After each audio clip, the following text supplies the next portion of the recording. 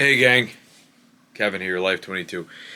It's been a hot minute. It's been God, I feel like it's been like 2 weeks since anything was posted on the channel. It's probably only been a week, but if you're from the area, and all right, so today is November 30th. I just got done with a class. I've been on no heat calls since I got back from the holiday weekend, and then I went to work, and then no heat calls, and then back to work, and then playing catch up, and it's nonstop. And for those of you who aren't local and you don't know, my father passed away. Which, all right, so this is a channel about my life, right? So I should have been more responsive sooner to the channel.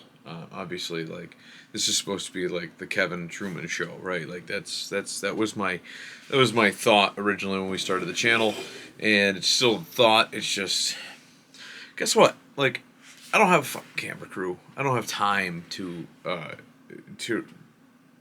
to stop my life to film all of it. No, and I'm sorry, and I apologize because I kind of, essentially, most of you guys are expecting that from me, and sometimes I forget, and I get tired, and I got kids to deal with, and it's life weighs on you, and it's tiring, and so at least I'm here, right? Like, I'm here now, right? So checking on your No Shave November. Mine's going well. I'll be able to trim tomorrow when No Shave November ends, and I do another podcast because I've got to schedule one for tomorrow because it's the end of No Shave November and the start of December's theme, which obviously will not be revealed to you until tomorrow. So, with all that stress and everything else that's going on, obviously, been drinking some PBRs. Got out of class, started slamming some PBRs, dealing with no heat calls. Yeah, and I'm coordinating no heat calls. So, and I still got to get up for work tomorrow. So, here's where we go. Yeah, tomorrow there will be a podcast on the end of No Shave November and into what December's theme is. So I wanted to make this longer than it's going to be, and I'll probably filter it into what I thought was going to be an upcoming podcast, anyways, on freedom. I wanted to do a podcast on freedom for a while, and I just haven't had the free time. I just really haven't. I'm looking at a rifle right now in my peripheral that I wanted to go hunting with, and I still haven't gone hunting with it. So it's one of those, like, shit happens. And, you know, I also, you guys are more like my stepchildren, so I want to make sure that, like, as the children are taken care of, then the stepchildren get taken care of, and that's kind of you guys for the time being. And then there's been a lot of shit in my life that's been going on that involves, like, my podcast on freedom that's coming up. I just really wanna.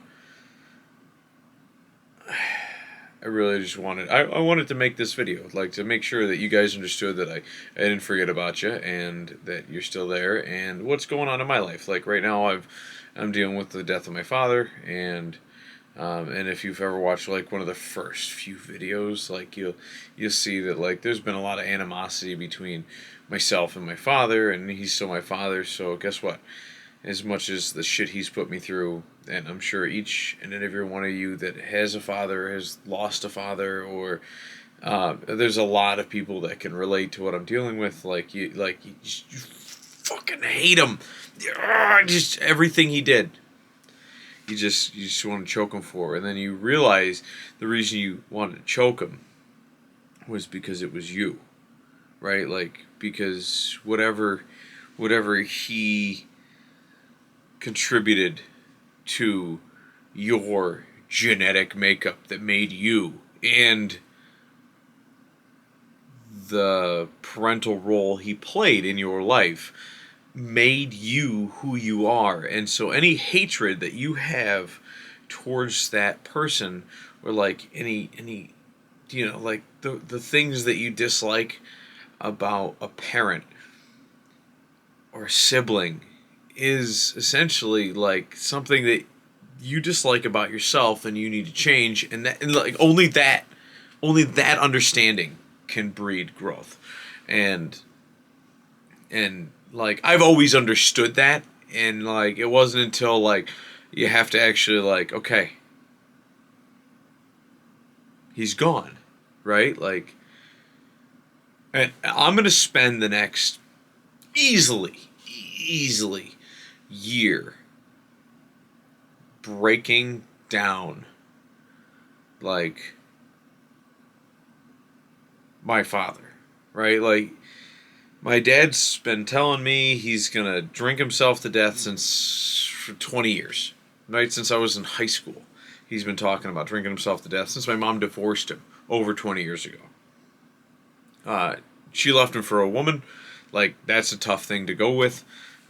She, and like that. Hey, listen, like he grew up in an era where like when somebody says you're not man enough for me, like that's kind of tough. That's kind of tough when you're like, well, how can I be more manly than a woman? Like that's a tough thing to kind of wrap your head around. Raised in the environment he was raised around, it's tough, right? So he fell into a liquor bottle, and that's what it is, Like we're gonna have. I'm gonna be probably releasing.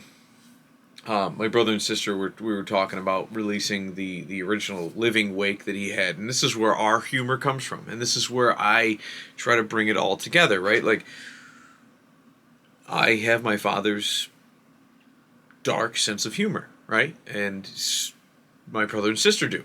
My sister not as much as my brother and I, and she probably does, and she doesn't let it show as much. But it's one of those things, like, we don't let it show as much as he did. And it's one of those things, like, we got this from him. Now, was it because he raised us? Was it because he's genetically part of us? It's hit or miss, right? Like, these are questions that people are going to be debating for beyond my lifetime. And that is what it is. And I'm going to be breaking down my father's life in my own head. I did walk. I did find the body. Like that's tough. And I've grown hardened to it because for the last 20 years he has been slowly dying. Right, like Kevin, I'll be dead. Blah blah blah blah blah. Like. And then distancing himself, like, fuck you, Kevin. Like, like, that's just what you get from a raging alcoholic, and that's what you get from somebody who's trying to distance themselves, right? Like when your dog just disappears in the middle of the night to just go die alone. Like that's what you get. They don't want people around. Everybody's got a different personality archetype, and my father was clearly that. When he knew that it could have been his time, he would distance himself, right? Like when he was like, this might be my time to die. I want to be. And so when he was the drunkest of drunks, he would always distance himself. Kevin, you're a piece of shit. Get the fuck away from me. And you grow hardened to it. And as a child, as a sibling, as whatever role you are in a person's life like that. And I want to say I've learned from his lessons that I will never let that happen to me. Now, as much as, like, I'll drink on the show and whatever, I'm not going to be afraid of alcohol. At the same time, I will never let alcohol become what it did to my father. So there's a lot of growing. There's a lot of everything. Everybody has to go through something like this. If my kids never get that lesson from me, they might attribute it and become my father in my children. Like, there's a lot of things that, like, this can snowball. Maybe they saw it at an early age, seeing my father, maybe that teaches them, but then their kids could end up, like, there's a lot of life lessons that you have to learn, and not all life experiences are thrown on every person, so those people don't learn all the life lessons there are to learn, because there's a lot. There's more than one lifetime worth of lessons to learn. And that's kind of what I'm going through. And just the understanding of it all, like it's deep. It's deep. It's deep, and I'm actually glad that I'm handling it as well as I did. It's tough. I was like, as much as me and him went back and forth, I was also like the caregiver, like the guy who made sure, like the on-site property manager that handled everything, that essentially from high school onwards, went from my high school position onwards for my father. Being the oldest, it happened, right? Like I'm not putting onus on my brother or sister for not doing it. I'm like, no, it was something that I took on, and that is something that I will hold dear.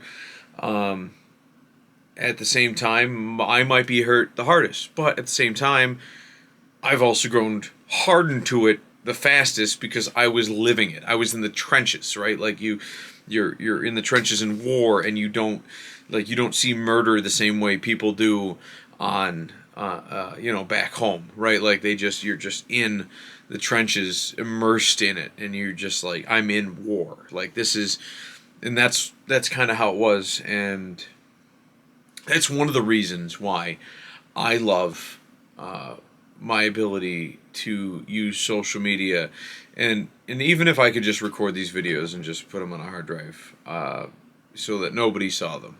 I mean, it really wouldn't. I guess it wouldn't really matter. I do it because it is a stress relief for me, and this is mental therapy.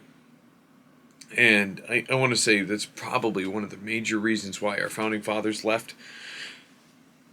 This is a constitutional right to speak your piece, besides defense of your own ability for your cognitive mind, right? Like that. There's something to be said about that. Like if I just bottled all this stuff up and didn't say it anywhere, um, that stress, that pressure, it's got to go somewhere, right? Like, it's a time bomb, and that's why people snap and they blow up and they do horrendous things. And everybody needs to vent. And maybe some people vent to their friends, some people just vent while they're hunting, which I'm a heating guy. Like, it's heating season. It sucks. I want to go out and hunt, and I can't. I got 4 kids. I got shit to do. I got projects at home. I got work. My dad dies. Like, I need some free time to go out in the woods and hunt, and I don't. But my stress relief is not being stuck with my thoughts by myself, because I have a lot of thoughts, and as you can tell, I'm kind of a spastic person, and I can't let these thoughts rubber band around in my head all day. Some people can. Some people aren't as spastic as I am, and they can do that. I need to at least just be in front of a camera and vent those thoughts, like some people would used to write in a journal, or they used to vent to family members or whatever. Like, I need to do that, and you guys are here for me. You guys are my family.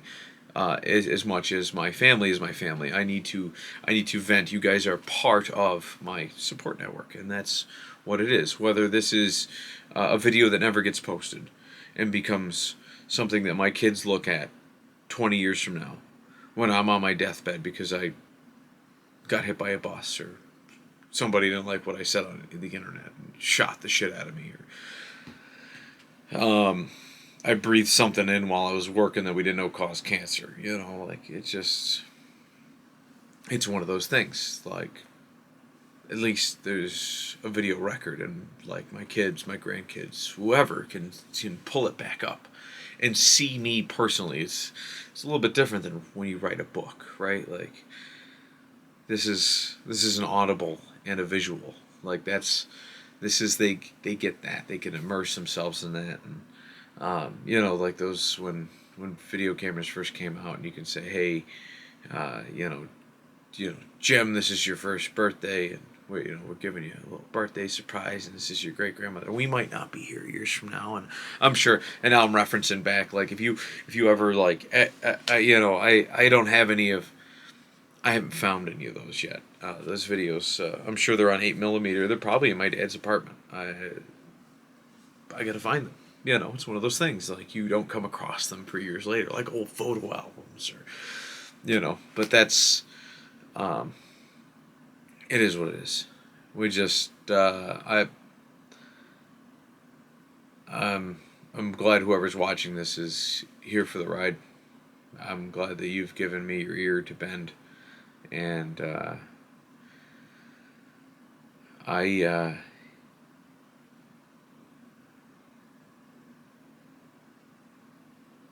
we're gonna make it through this, because we all do, right? Like, we always do. Everybody does. People will survive. Uh, you know, it is what it is. Life happens, and people have asked me the entire week, and I probably use dark humor more to shield myself from it, because of essentially a defense mechanism my father taught me and taught my brother and sister.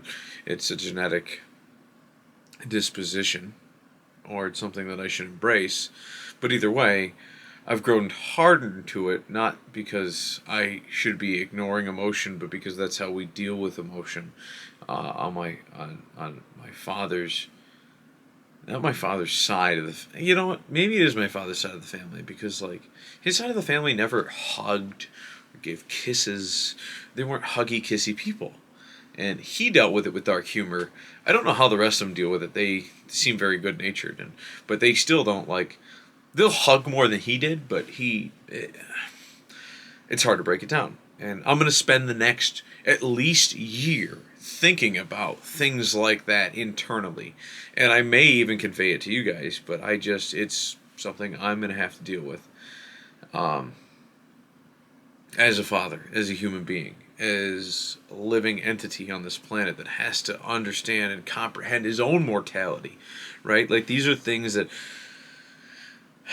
we gotta go through the motions, and that's what it is. And today was my first day back at work. He passed away, not this past, so it's a Tuesday right now, so it wasn't this past Sunday, but the Sunday prior that I found him.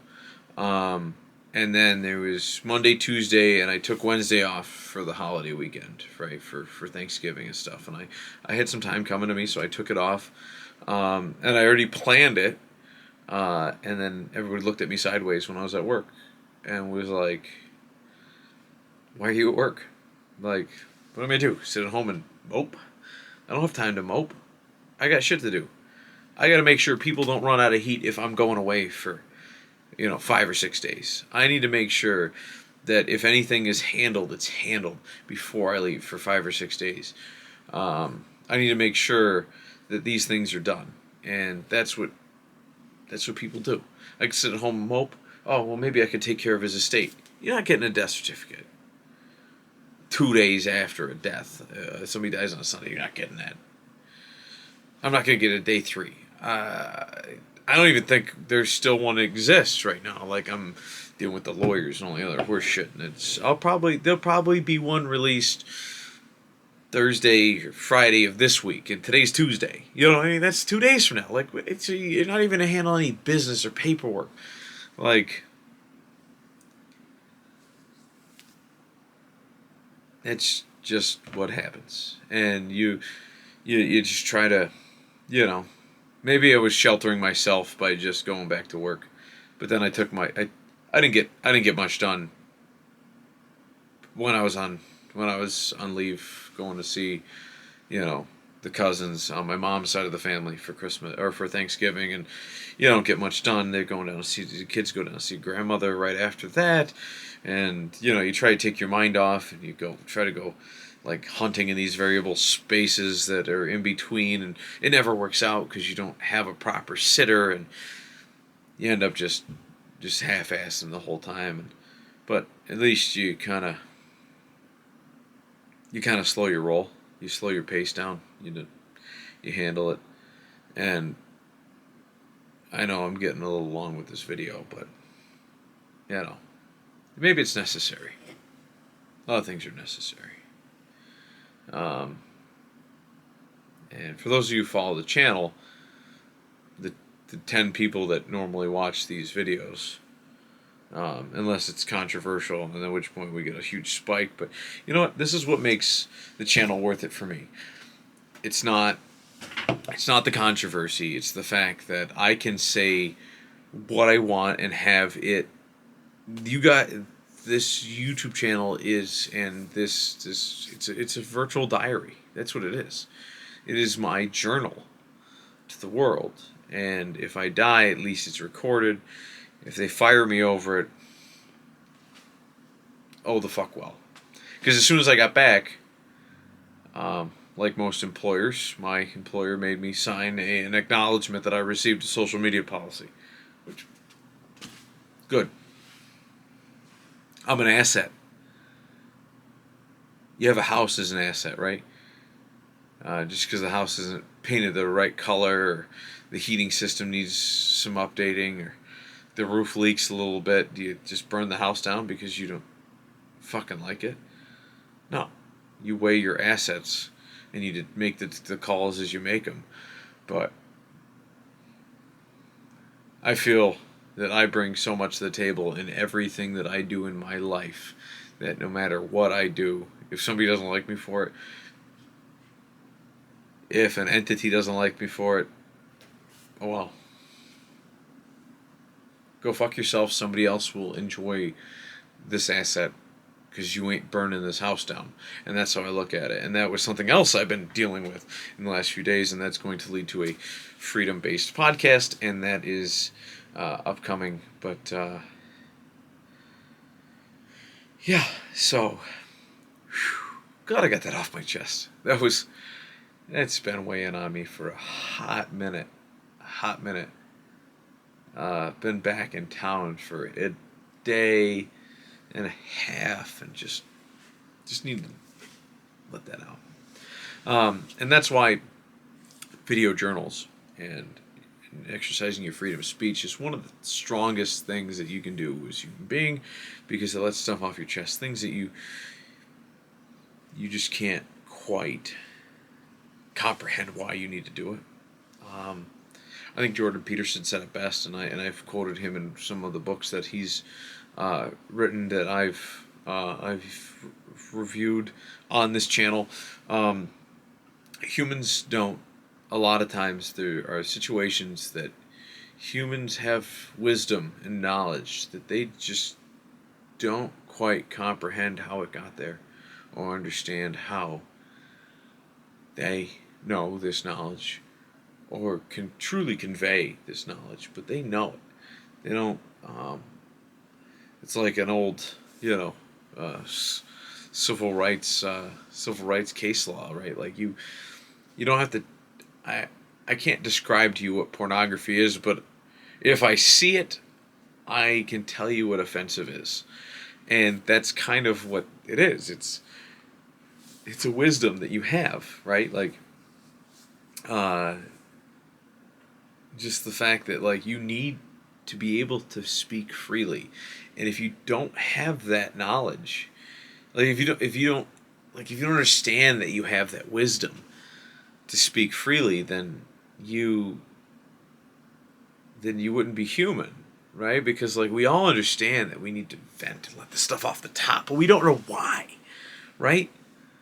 And I think it's that why, that fight, that drive, that lust for the ability to be able to say what we want to say, right? Like a John Mayer song, or you just need to be able to say what you need to say, and you can't describe why you need to say it.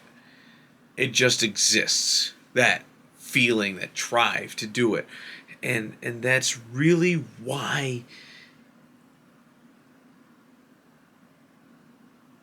it's a wisdom that people are wiser than they think they are, and they don't know why, and they can't describe why, and that's it. Like Jordan Peterson said it best, and I think that John Mayer song kind of explains, just say what you need to say, and you don't know why you need to say it. Nobody asks why. Why do you need to say what you need to say? Because you just, it's an Apple Jacks commercial. You just do. Why do you need to say what you need to say? Because I just do. That's it.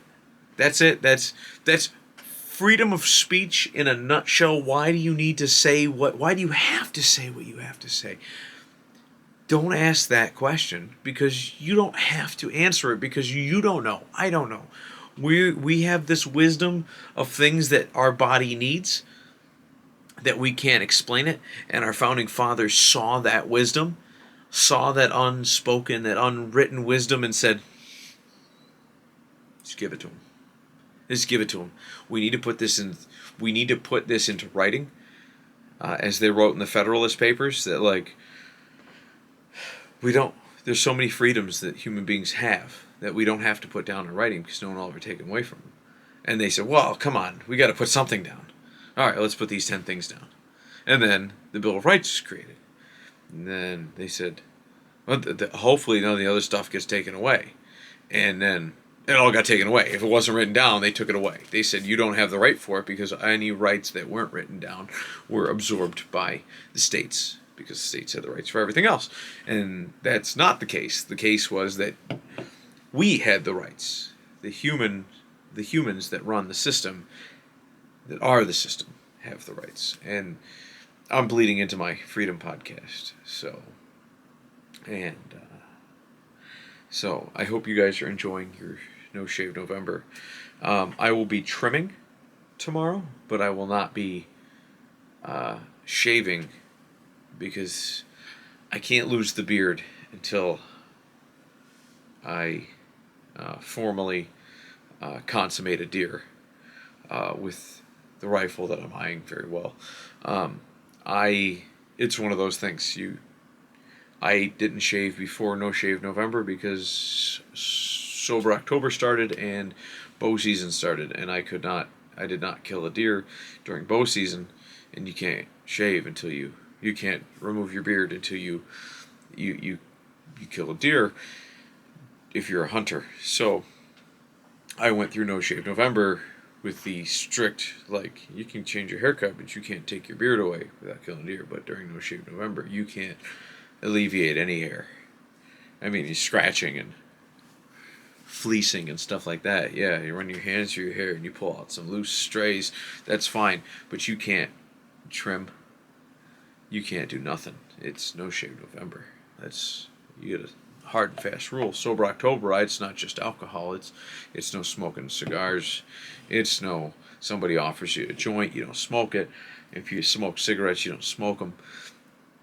It's not just beer and alcohol, and it's most substance type releases, pleasures, whatever you want to call them. That's Sober October, so it led me into this. And I still haven't killed a deer through November, and I'm going into December, so I'm going to trim it up. I'm going to be able to not have to take some of my mustache hairs in with a dental floss and lose them in teeth and be a nightmare. So I'm gonna eliminate some of that and trim it up and try to clean it up just a little bit. But it is not going to disappear. The beard will not disappear because I didn't kill a deer. And that's just what it is. And then deer season ends, and then at which point I'm alleviated of such duties because I didn't get anything, and guess what? To the winners go the spoils. I'm not stuck with a year of a beard because of that. It's just how the game rolls. You just got to live with it for many months until you can kill a deer or not. And hopefully I get something in December.